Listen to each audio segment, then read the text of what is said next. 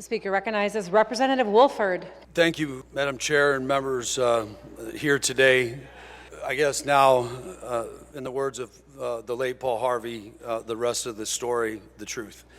At its core, this bill is about a simple principle, and that's public assistance eligibility, and that eligibility should be based on verified information, not simply self-attestation. It's a very fancy word for someone saying, trust me, I'm who I say I am. They allow guest accounts for self-attestation, and we'll talk about that in a minute. But House Bill 5145 requires documentation based on 3 eligibility factors. Now, stand by, this is very deep stuff. Proof of identity, proof of your income, and proof that you actually live in the state that you're taking taxpayer dollars from and giving them to people. That's all this bill does.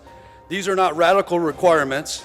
In fact, the department has indicated that much of this verification apparently already occurs today.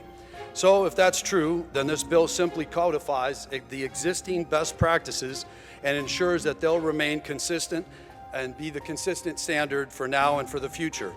So the question before us really is, if self-attestation alone worked, why do we have verification systems throughout our society?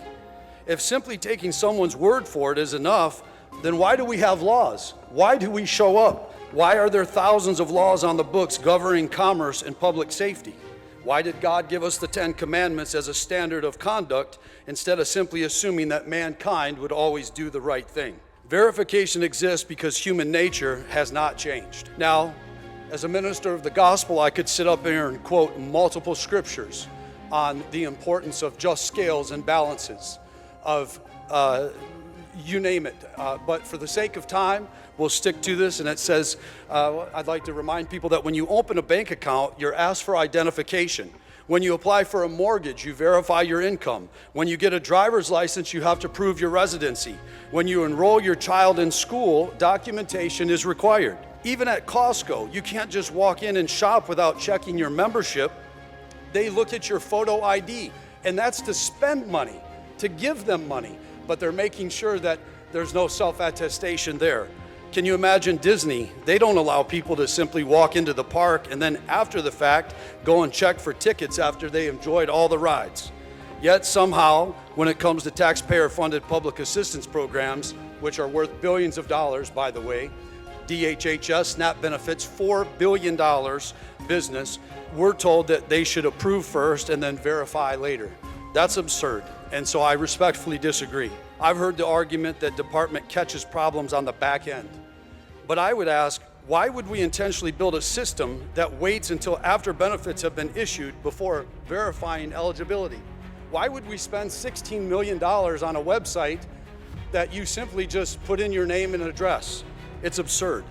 During an oversight hearing, I demonstrated the concerns with current process.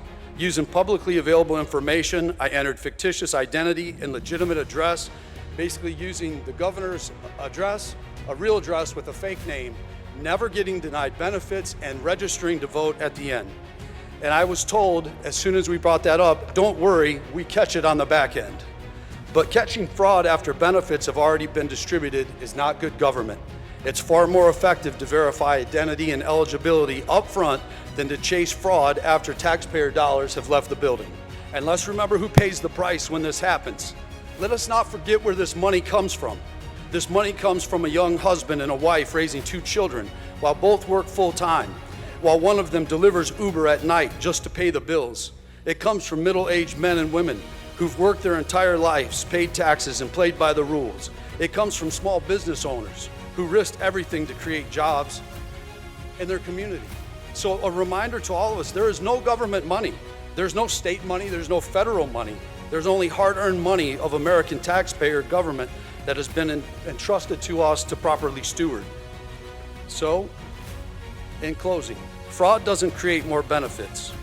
Every dollar improperly paid as a dollar is unavailable for those people mentioned earlier. Seniors, disabled individuals, disabled veterans, struggling families, or a child who genuinely qualifies for assistance. Waste, fraud, and abuse don't just hurt taxpayers, they hurt every single person that these programs were intended to do.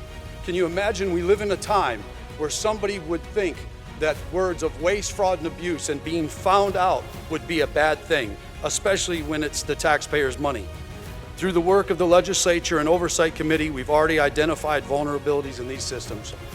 We've worked to strengthen the program integrity, including improvements to bridge card security through chip-enabled technology to combat theft and fraud, but we now have more work to do. Michigan currently faces significant financial consequences due to error rates of either, can you imagine, underpaying people who deserve the benefits, but aren't getting them, while we're overpaying others because of self-attestation. Should we not get this in order, we, the taxpayers, will write back a check to the federal government at a minimum of over $300 million simply because of self-attestation and fraud, waste, and abuse. House Bill 5145 is a part of that solution. This legislation does not reduce benefits, it does not change eligibility standards, it doesn't make assistance unavailable to qualified individuals. As a matter of fact, if you're eligible for benefits today, you'll be eligible for tomorrow. And so the only difference in this information used to determine eligibility will be supported by documentation. This is common sense, it's fair to the taxpayers, it's fair to caseworkers administering these programs.